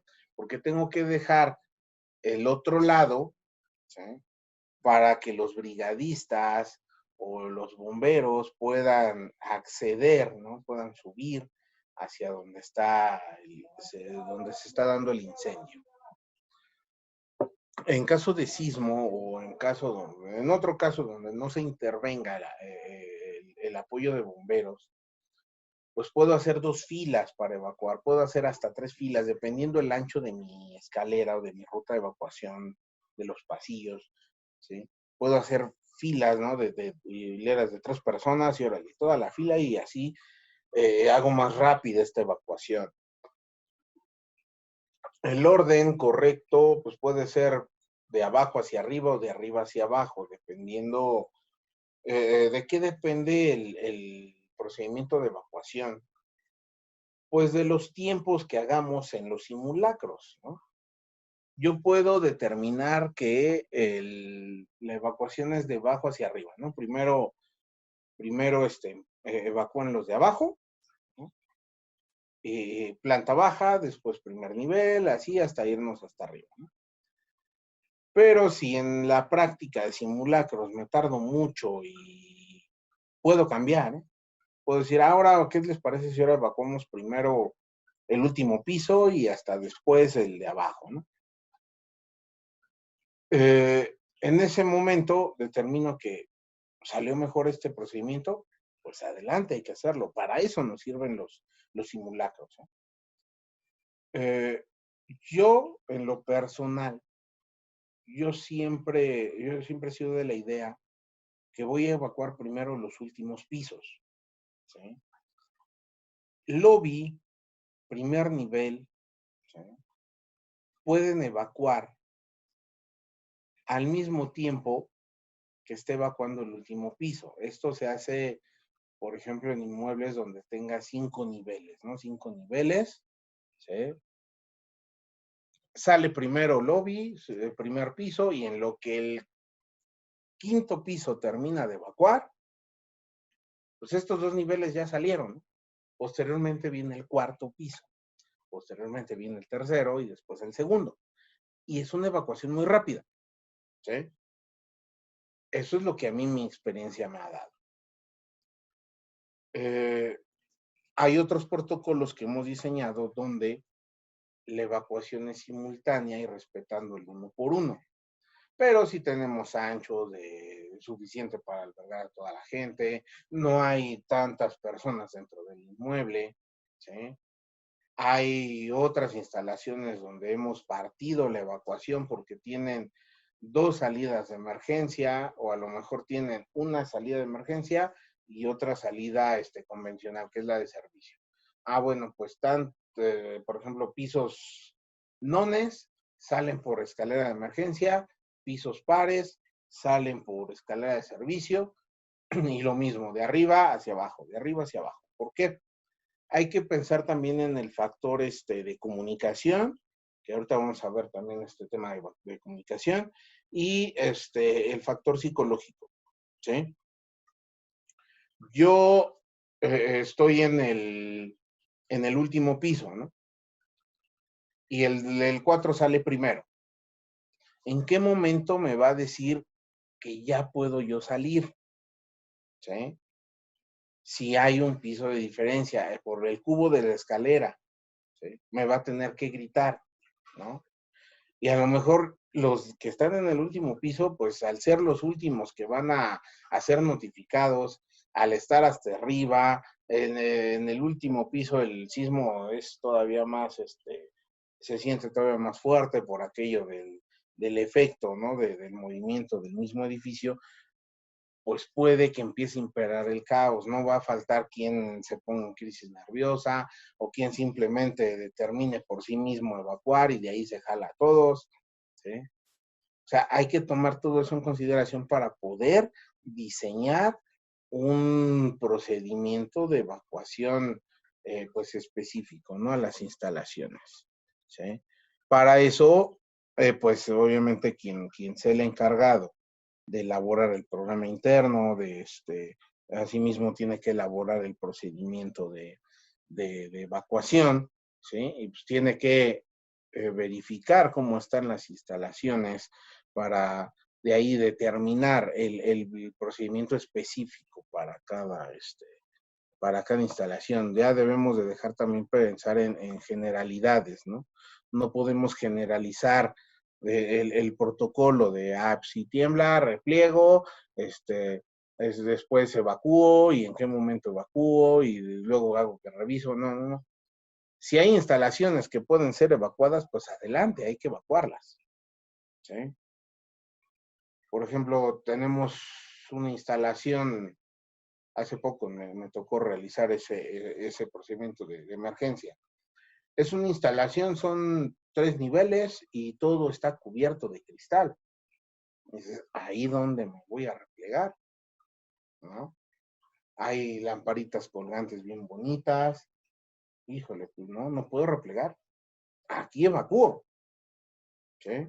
Son 3 niveles.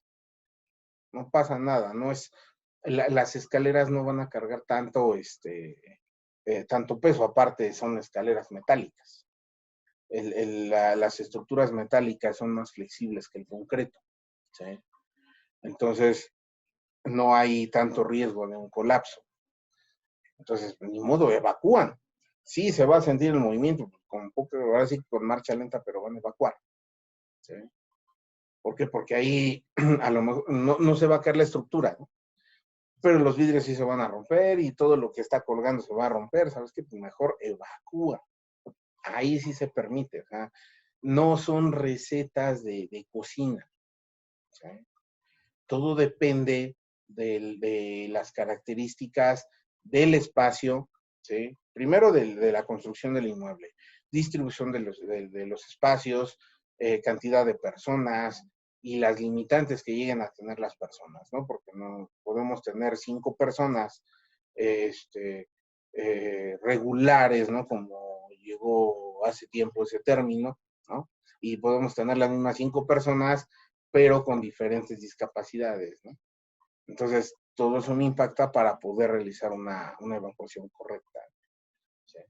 Personas con discapacidad igual y la evacuación es más lenta, o igual y puede ser lo mismo de rápido. También ese es otro factor, que no puedo yo encasillar a las personas con discapacidad en un mismo grupo. ¿Por qué? Anteriormente sí se hacía así, anteriormente salió un comunicado, bueno, una recomendación por parte de la autoridad, donde las personas con discapacidad salen al último. Bueno, ok, personas con discapacidad. Primero hay que aprender a definir una persona con discapacidad. Si están sujetos a un dispositivo para poder garantizar la marcha, un dispositivo es desde un bastón hasta una silla de ruedas. Te garantiza una marcha lenta, no las vas a mandar con todo el contingente. Ahí sí hay que ser más precavido, ¿no? ¿Por qué? Por su propia seguridad de las personas con discapacidad. Pero yo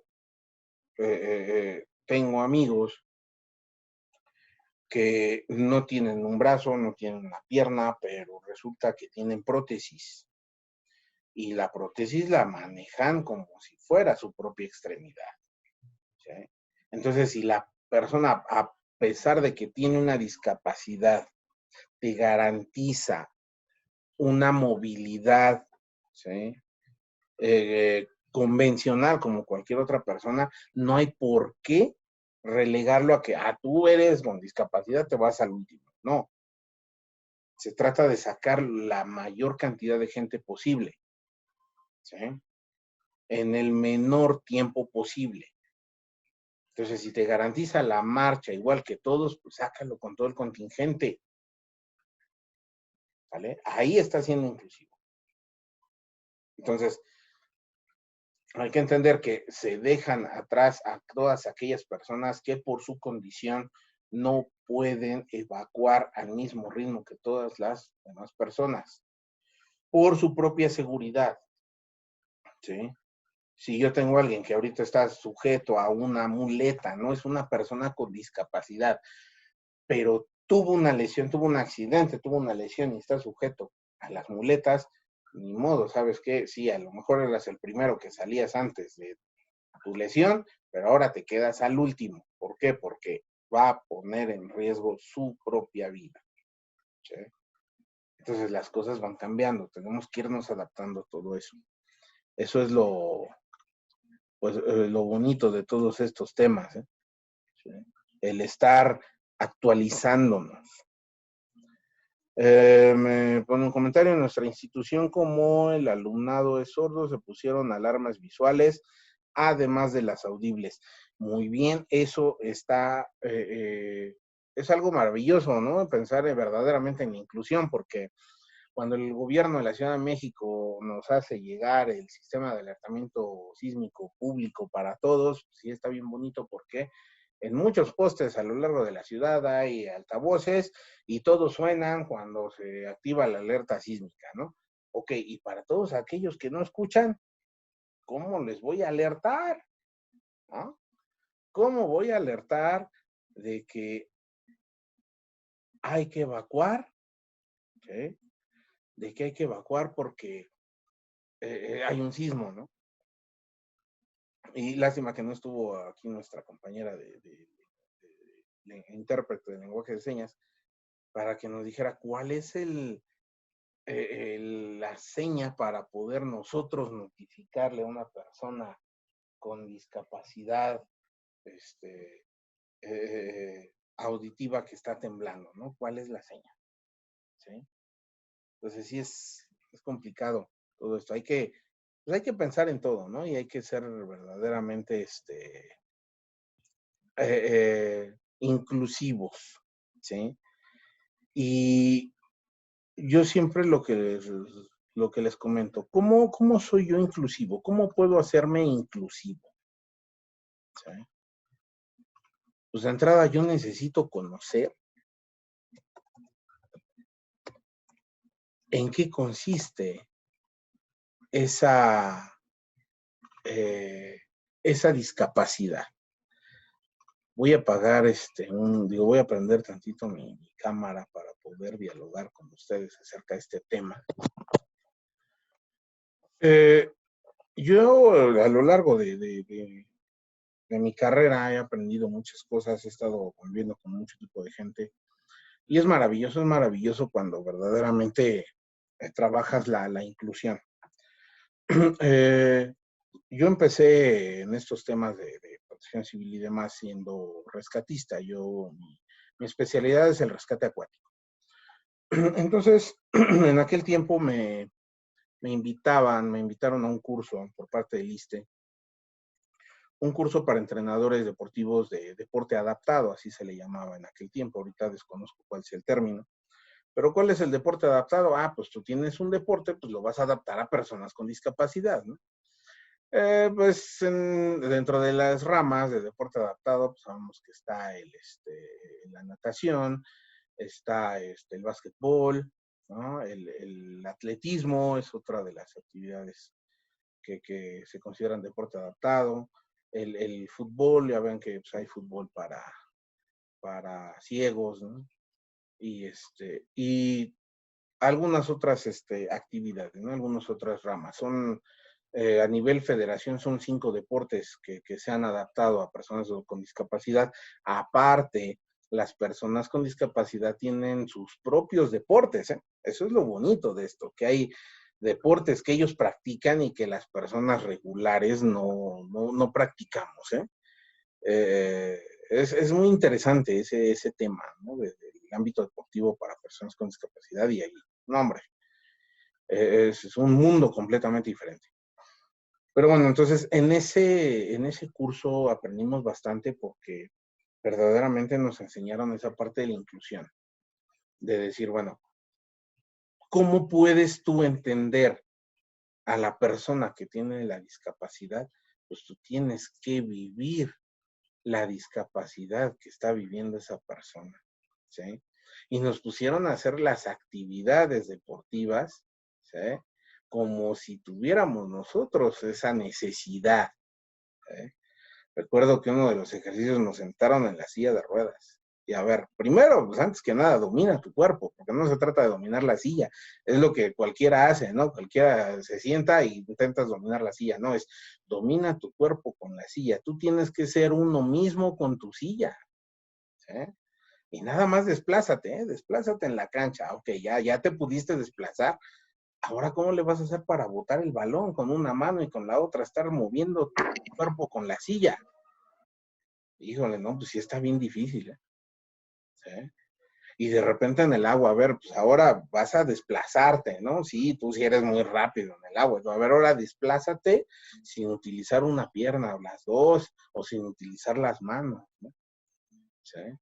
Tuve la oportunidad de convivir con los seleccionados nacionales de natación adaptada y la verdad es que son experiencias de vida enormes, ¿no? Miguel es uno de los que nos han traído muchísimas medallas. Eh, Nada más tiene una pierna, ¿sí? Le falta una pierna, le faltan los dos brazos y es rapidísimo en el agua, ¿sí? Y una calidad humana que, híjole, qué bárbaro, que a muchos de nosotros nos falta.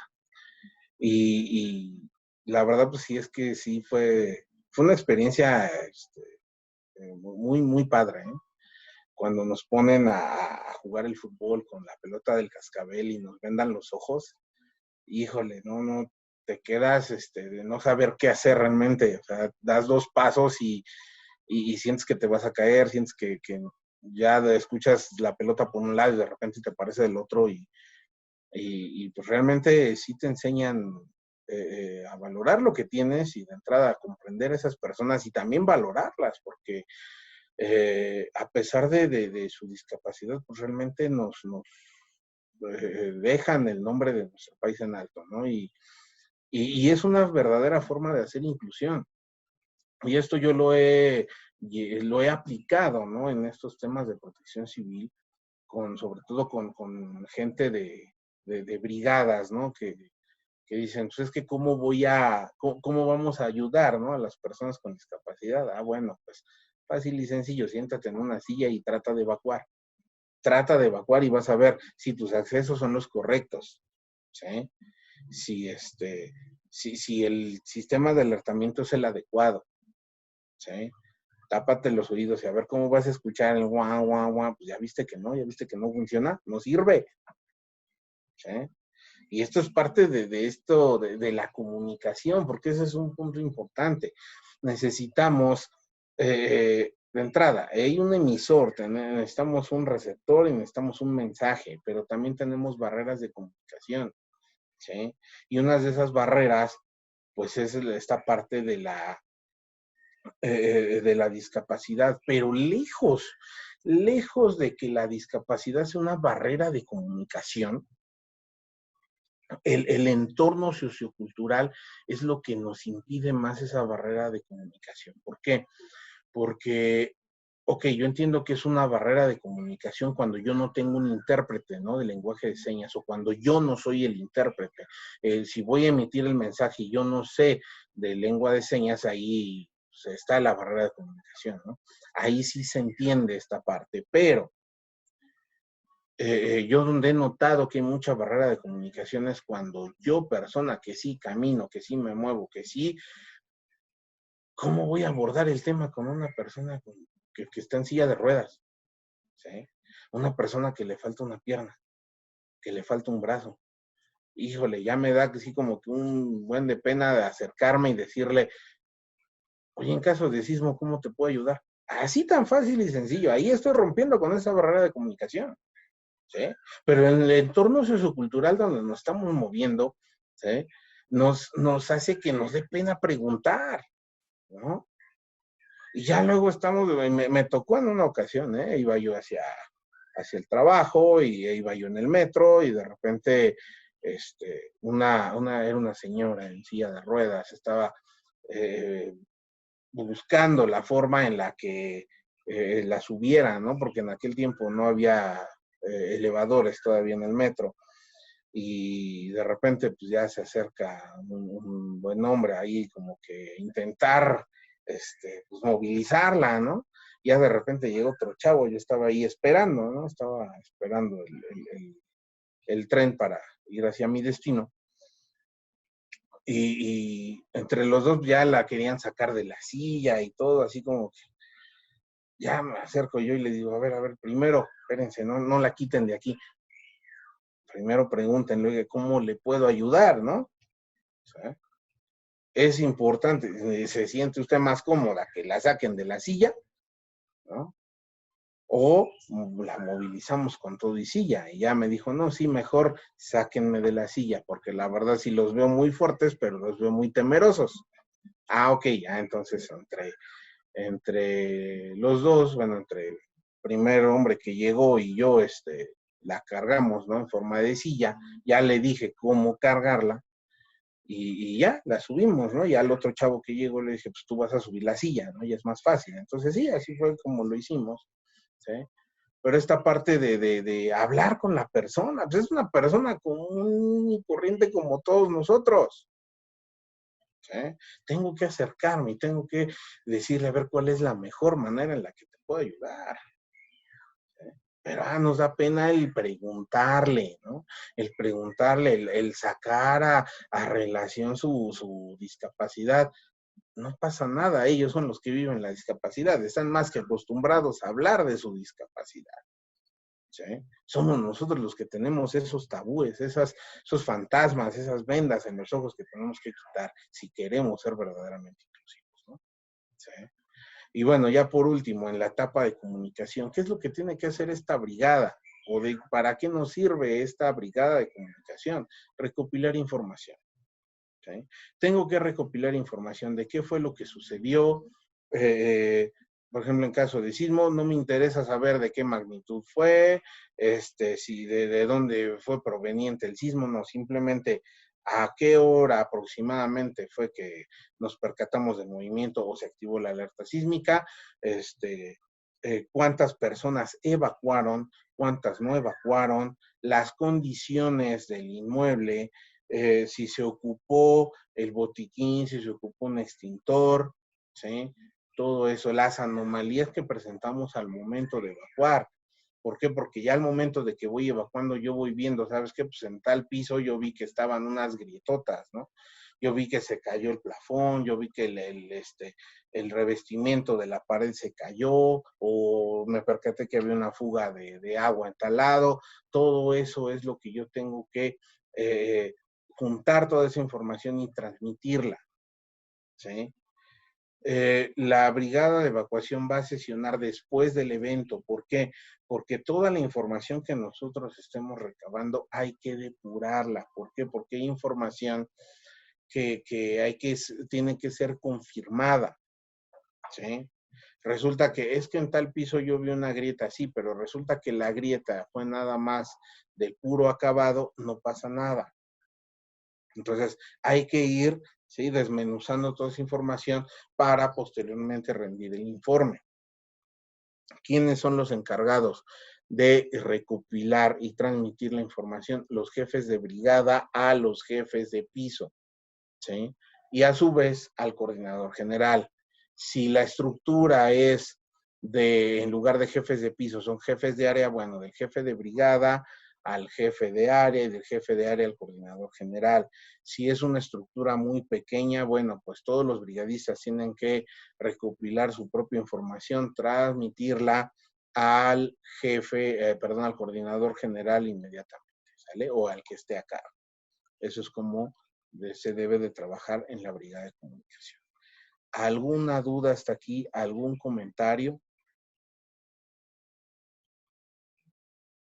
Como dicen, hablen ahora o callen para siempre. Si alguien tiene alguna duda, algún comentario, lo puede hacer por medio del chat, o bien, si gustan, pueden activar su micrófono. Me parece que todo quedó muy claro, César. No hay dudas. Me parece que sí. Muchísimas gracias. En el chat tenemos agradecimientos. Pues bien, si ya no tienen comentarios, dudas, con esto estaríamos cerrando la sesión de hoy. Preguntan acerca de los cursos. Hasta el momento todavía no tenemos fecha para hacerlos de esta forma, pero los invitamos a que sigan participando en los cursos que damos por estos medios. Ya no hay más dudas ni comentarios, César. Pues con esto cerramos la sesión. Que tengan buen día. Muchísimas gracias. Un placer estar con todas y todos ustedes aquí.